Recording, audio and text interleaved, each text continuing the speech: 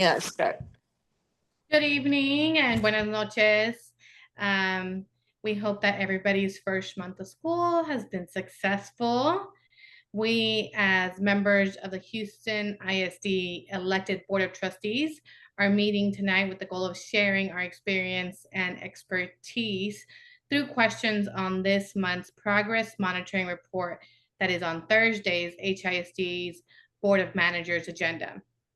The primary role of a school board is to ensure that student outcome goals are the top priority, and only by regularly looking at and tracking progress on what students know and can do we know if our schools are effectively preparing our students for the choice-filled lives we as a community envision for them.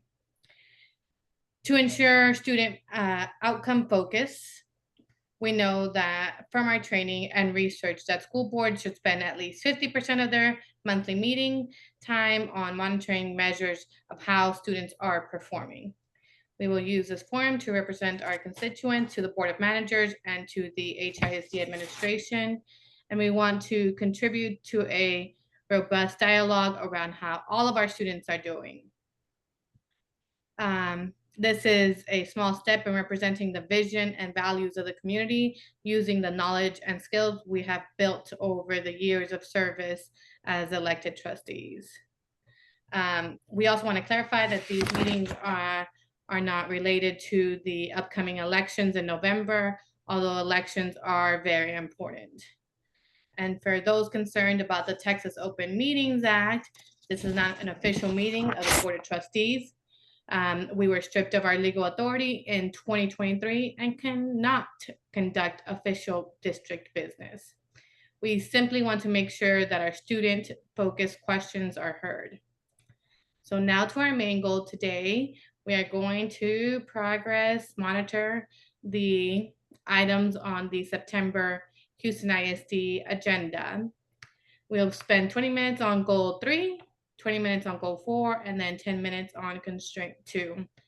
And that means that each trustee can ask about 1 to 3 questions. So we will start with goal 3, which, trying to get to this. Goal 3 is around college career and military readiness. And so we can see on the screen the goal 3 overview. Does somebody want to volunteer to ask the first questions?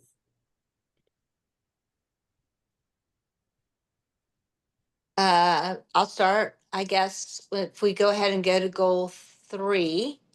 We know what the metric is, and it's listed there at goal 3 on page 4.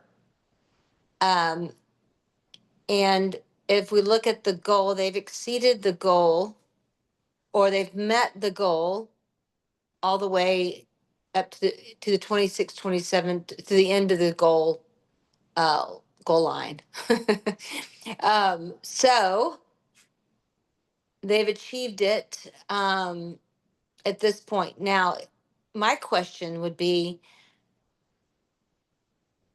more details about what that certification, what areas that industry-based certification is really qualified to the job, to job creation.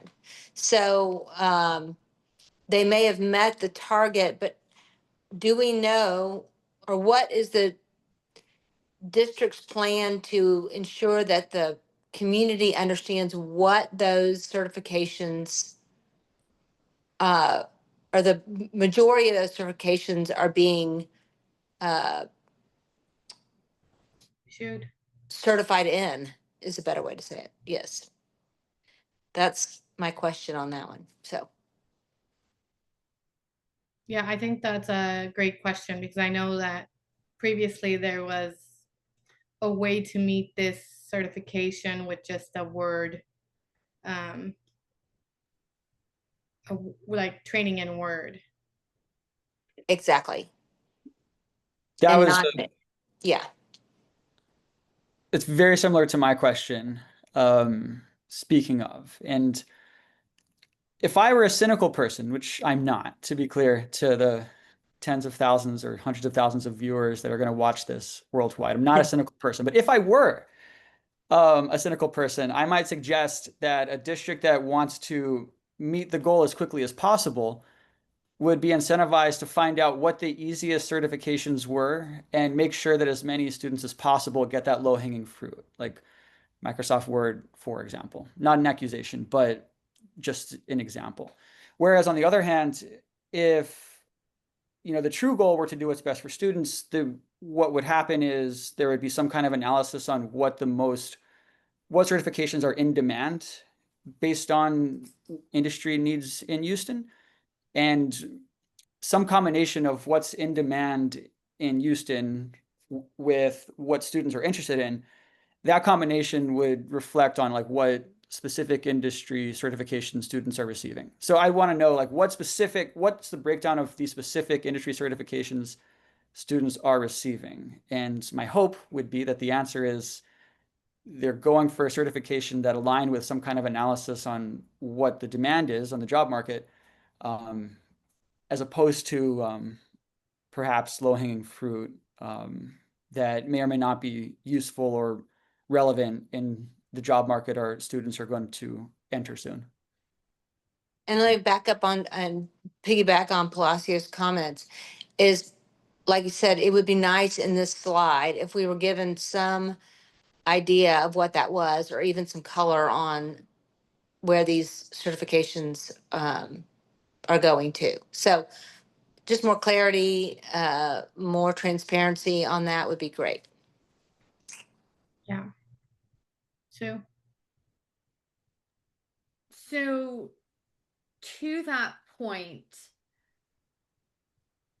my understanding is that this is like a measure that is set by the state. Like your TSI ready, if you have this IBC per what the state allows to meet this criteria for TSI, or to meet the industry-based certification.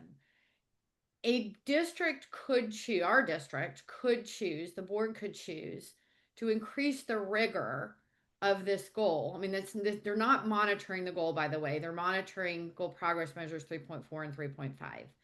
But to the points that you guys are making about relevance and rigor of this industry-based certification towards a career post-secondary, a board could choose to make this goal 3 more rigorous by saying graduating TSI ready and with an IBC that it will give them be career ready day 1 out of high school, right? And Sure. increase the rigor of this goal. But this is what this board wrote. And the questions that I'm always going to ask the same question is, what is the end number, right? What is the end number here? Do we have, and I actually did a little bit of back of the envelope math because I was able to figure out how many graduates we had in 2023. I did not have time, and nor do I think it's available yet to know how many graduates we had in 2024. At least I could easily find. My back of the envelope math says not only is it a greater percentage, even if we had a decline in the number of graduates, we still mathematically would have more kids who have this TSI ready and an IBC. So that felt good. The question that I have, besides always the end number, is in any of these things that we're measuring graduates, does that number of graduates include students who earn their diplomas by committee, right? We've got about 600, 700-ish kids who earn their degrees by committee. So when we're looking at graduates, we're looking at the ones that walked across the stage in May or June and the ones that graduate by committee, or only the ones that walked across the stage in May or June. But again, we're not monitoring the goal itself, but those are still questions that I have. The questions on 3.4 and 3.5 that I have are, and this is a technical question, it says that they're projected at meets grade level. And I don't understand why it's projected and not they did meet grade level. And so then it becomes this technical question of, is the number that the percentage the district projected what actually happened in reality? That was a technical question I had about it. And then the other question I would have as a board member is, should we be changing this goal? If we have already met this year our 5-year target, right? That is an opportunity to reevaluate. Does this still need to be a goal? Is this something that we wanted, that the board would want to set a higher target for? Like, do we want more than 26% of our students meeting this? Or should we adopt a different CCMR goal? Because by HB3, we're required to have a CCMR goal. But for this ahead of the 5-year mark, either it needs a higher target or a new CCMR goal. Yeah, my 2 questions or comments about this 3.4 is also the number. And I think that was a big theme in last month's questions from everybody, like where are the numbers, what do those actually look like? I know you did some of the math, Sue, but it's those numbers are really telling. And then the same thing that you just said again, if we already met the goal 1 year in, should we be changing that? Should we have a higher increase in the number of students that are going to be TSI ready, or just changing the goal? I didn't think about that part, but I think that's an interesting way of going about that as well. Anything else on 3.4? No. Okay. So we also had, does anybody have any questions on this slide that we have right now? I know that you, Sue, you already Oh, on 3.4. Yeah. No, basically it was, my question was the same as Sue, which is we're almost meeting the goal that's set for 28, which is wonderful. All these things were great, so I can't argue it. It's just maybe it's time to re-up the goals and see what they come up with. So that was about it. Does anybody have questions on 3.5? They were similar questions. I didn't have a question, but I had an observation. I don't know if any of you all caught this, because remember last month we were looking at grade 3 with those, I think, was it math and reading? I didn't- Math and reading. we were looking at grade 3, and there were some, if you go back to the slide with the disaggregated student groups, in grade 3, there were some student pops that did not Do well. did not increase to the same level as others, or to the same percentage, or some even declined, but it isn't happening in 4 through 8. And so a question I would have is, what's happening differently in 4 through 8 that is or isn't happening in grade 3 that is causing a different outcome in grades 4 through 8 for those particular student groups where they're performing better in these grades this year compared to last year, whereas in 3rd grade those student pops are performing lower this year compared to last year. Does that make sense? Yeah, because it was students with disabilities. It was 2 races, some of those others that were categories that were not doing well. And that's a really good point. That's a really good point too. I think that's an interesting point too, because usually you would think that the lower grades would catch on a little bit quicker than the upper grades. So I wonder what is going on there. But Donnie, I'm sorry to interrupt you. My question to that, or my answer to that, or maybe question is better, is might it be entry into school people aren't starting as I know by third grade they should be already in school for a while, but people move around. There's a lot more movement or a lot of different entry points early in your education versus later, if that makes sense. So But I the don't other know. student groups were performing better in 25 than in 24. Yeah, they were. Why for some of them in third grade where they're performing lower Mm-hmm. when we look at it as a district, but that isn't true in grades 4 through 8, right? And that's up to a superintendent to assess with their staff and then answer for a board on Mm-hmm. what's the root cause here, what's working, what's not working, and for whom. And Yep. that's what I would want to see show up in a superintendent's response, strategy and next steps. What's working, what's not working, for whom. Because kids are all different, right? And the data tells us not all kids are getting it. We're doing like we're outperforming where we planned to be at this point in time. But the data still says all kids aren't achieving at the same high levels. So it Mm-hmm. still warrants a conversation, not in a you're not doing a good job. You're doing, you're exceeding the goal, exceeding the target, but some kids are still not getting it. Who's not getting it? Why? And what's the plan for those groups kids? Yeah, I also had a question about the strategies that are right here saying that they were previously communicated. I think if we're tracking, oh, sorry. So right here it says accelerated middle school math. They're piloting 10 full school accelerated math programs. If that's already taking place, I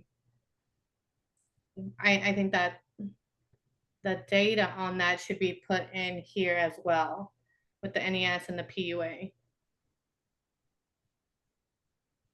Just to see where that is actually going, how those students are doing. Mm-hmm.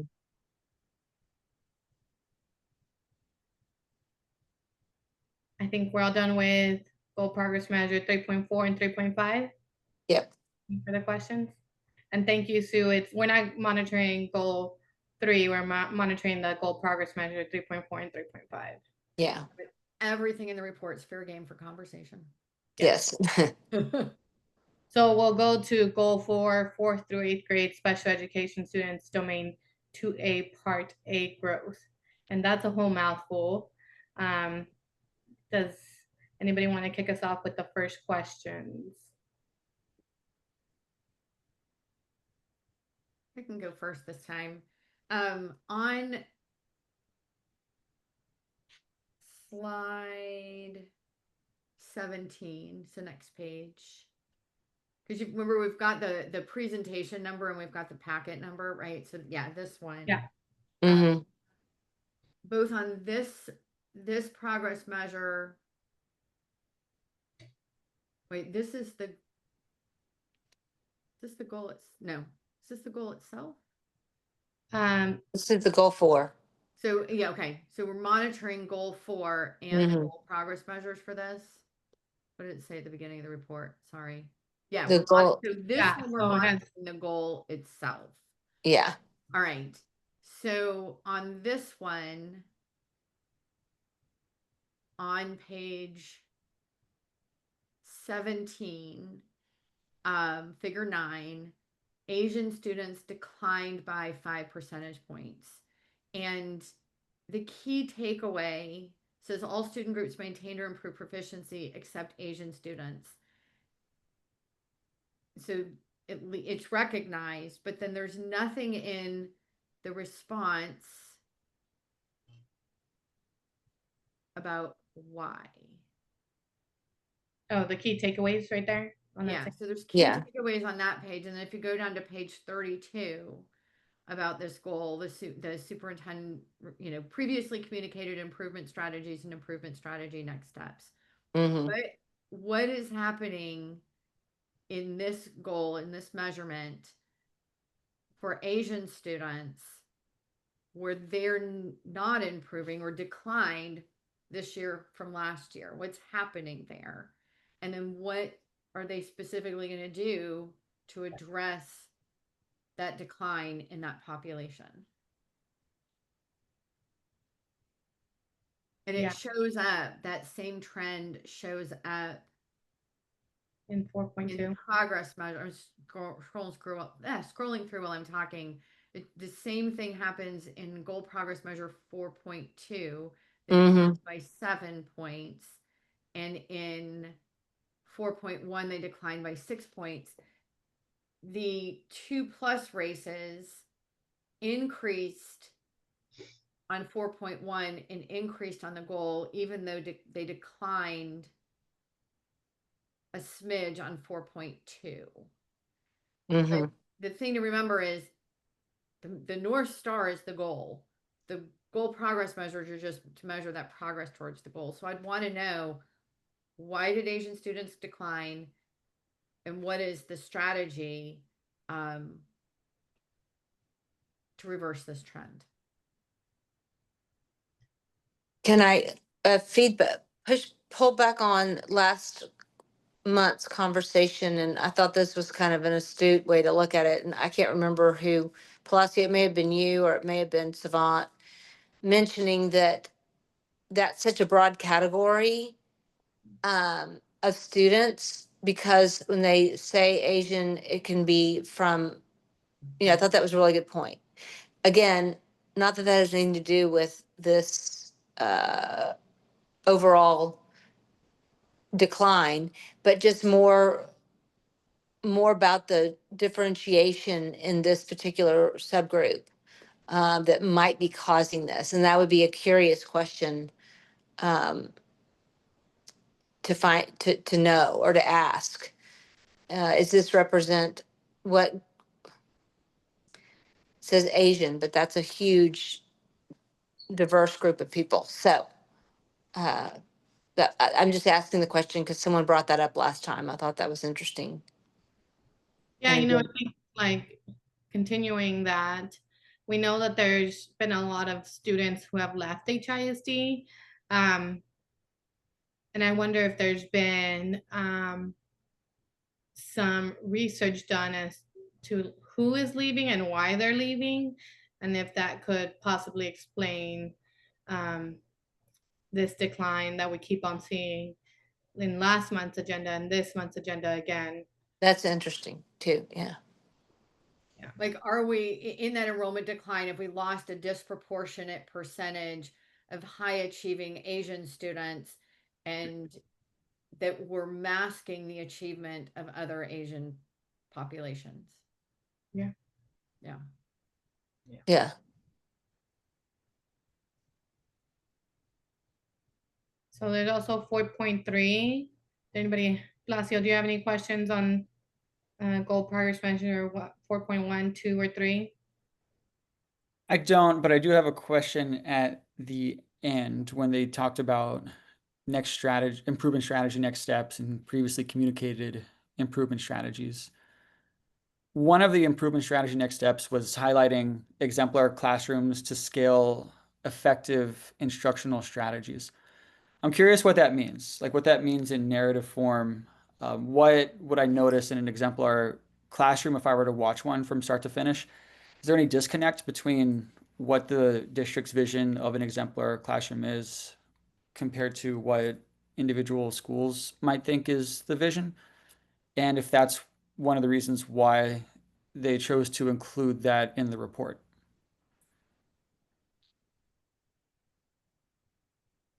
But that's it. I don't have any specific questions about any of the numbers. I'm curious about what the exemplar classroom looks like, what the end goal literally looks like if I were to be present and watching.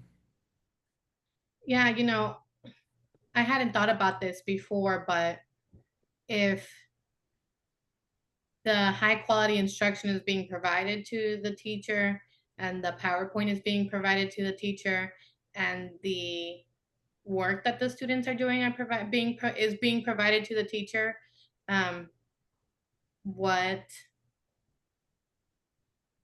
how much flexibility is there to not have high quality instruction in that classroom, right?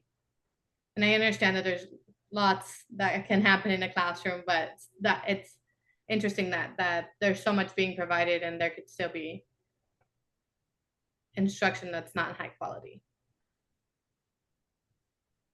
And my other questions also about this were the same as the other ones, right? There's no numbers on anything, and if we've met all of the criteria, so is it time to look at the actual targets and see if we need to redo them? More broadly, right? If in my day job, I go to my boss and I say, hey, those 1,000 goals that you gave me, I've met all of them. Not only have I met all of them, but I've way exceeded just about most of them. We're going to have a follow-up conversation about what those goals are, if they're appropriate, if they're way undershooting what they should be. So that's, yeah, to echo your point exactly, wonder if these are worth revisiting. Goal And specifically with the 3, first one, the they've industry-based way one. overshot. I would actually say on goal 4, they've marginally exceeded the annual targets, but they're on goal 4, the district is at 68%. They exceeded the target by 2 percentage points, but their 5-year target's actually 78%. So they have not actually met this goal. Unlike goal 3, they've met goal 3. They've exceeded goal 3. Goal 3. Well before the 5 years. This one, they're on track Mm-hmm. to meet the 5-year goal, but they have not met. So the way it's presented, they've met, in both cases, they've met the annual target. Goal 3, they've actually met the goal, not just the annual target. That's true. Right. Yeah. Yeah, fair That's point. the difference between For sure. that one, I would argue should be revisited for either upping the target for in the 5 years, or Mhm. do we need a different CCMR goal? This one, they probably, they should keep going because they have not met the 5-year target. They're not at 78% yet. Yeah, Yeah. fair point. And in goal 3, like, I know they dove heavily into MAP and not as much about like what the industry-based certifications are. But, to Sue's point earlier, to make it more rigorous, like do we know that those certifications that the students are receiving, given, and I assume that shot up because they've basically hit that goal already, are they aligned to what the demands of the marketplace are? With a, understanding that we actually may not know what the demands of the marketplace are going to be 4 years from now, given all the changes that are happening. But point stands, like, do we know that it's as rigorous as it could be, as it should be? What I'm seeing though is the superintendent is performing to the degree as measured by what the board has articulated in a goal. Mhm. And the board, if the vision of the community is a more rigorous standard, right? If the businesses in Houston are saying these are the industry-based standards we need for a local economy, or these are the industry-based certifications that students are more likely to get a job in than other IBCs, then the board should increase the rigor of the goal, which this could be an appropriate time if they've already exceeded the 5-year target. Mhm. Yeah. Okay. I'm going to open up the agenda packet because it seems like I did not put in the constraint progress measure in my little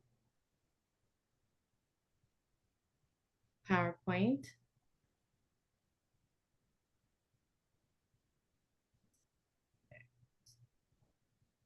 No. My computer's doing whatever it wants now.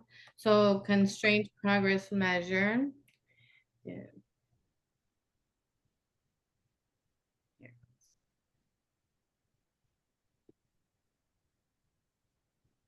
And I'll click out of that. Sorry about that. Mm-mm. It's fine.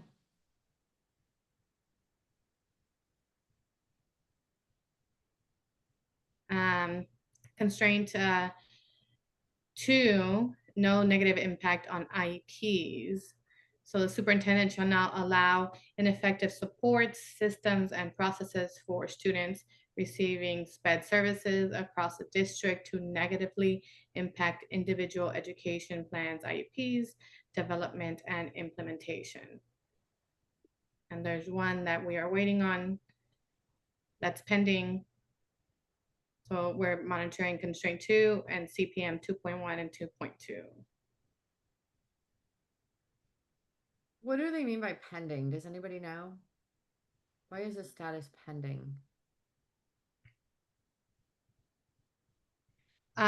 Well, down here it says, out of the 3,392 initial ARD meetings, 1 missed the required timeline and is being reviewed for clarification. So Yeah. that's my understanding of what the Yeah, that's what I understand too. Does it say Well, what wouldn't the that- annual goal was for 23-24? Or was So- there an annual goal? Slide 4 of this report on packet page 47. So guardrails don't have targets. Only the guardrail progress Got it. measures have targets. So constraint, yeah, there's no, I don't see an annual target for 2.1. I see the baseline of 87%, target of 100%. Actually, it's to maintain compliance. maintain 100%. 7% in 2023 to be 100% in 2024 and then maintain compliance after that. So what they're saying is they're at 99.9, I guess, because this one was missed. 1 ARD. So if one rounds up 99.9, are you at 100% or are they at 9, you know, says 99.9, they're not at 100%, which means they did not meet the target because that one was missed. So I'm Yeah. kind of confused where pending comes from. I wonder, yeah, where I'm now after thinking about this, being reviewed for clarification. I mean, what is there to clarify whether you missed the timeline or you didn't? Right? Again, I'm not a cynical person, but if I were, I would suggest that perhaps this is a mushy way of saying not met or not met yet. Yeah. Because by June 2024, this is 23-24. You know, I think, you know, props are in order from going from 87.2 to 99.7 and missing 1. But if we're being honest, I think not yet might be more appropriate. Mm-hmm. And I'm going to go back to the numbers as well.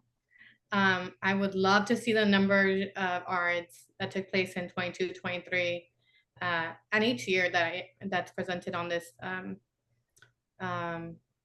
graph. I don't see any numbers. We know there's 3,392 this school in 24, 25 is what I'm guessing.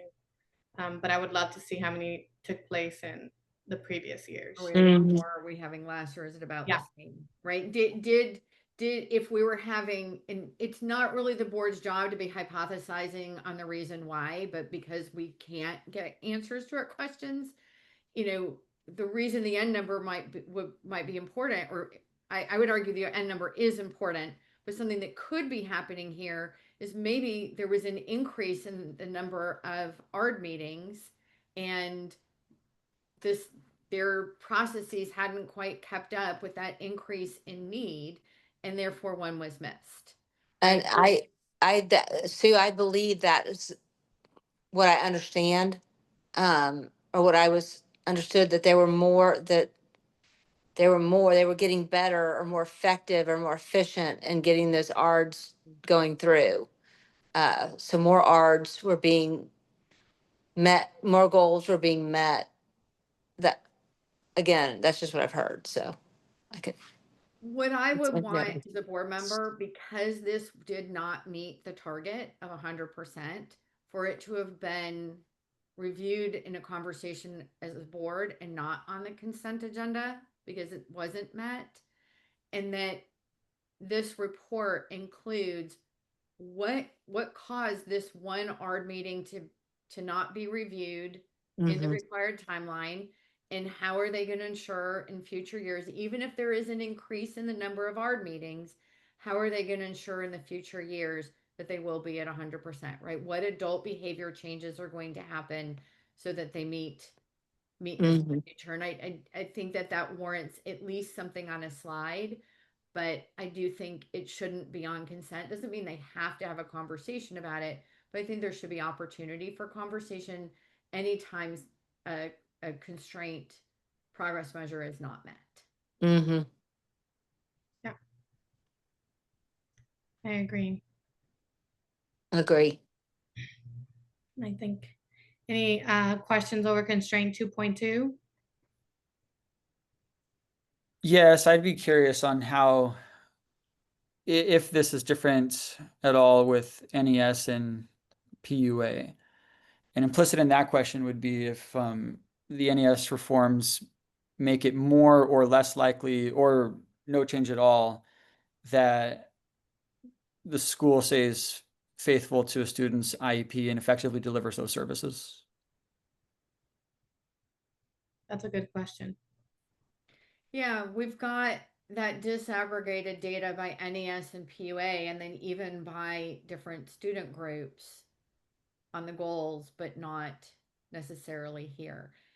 Although, really on constraints, it's just, did the superintendent do this thing that the superintendent said they were going to do to the degree that the superintendent said they were going to do it or not?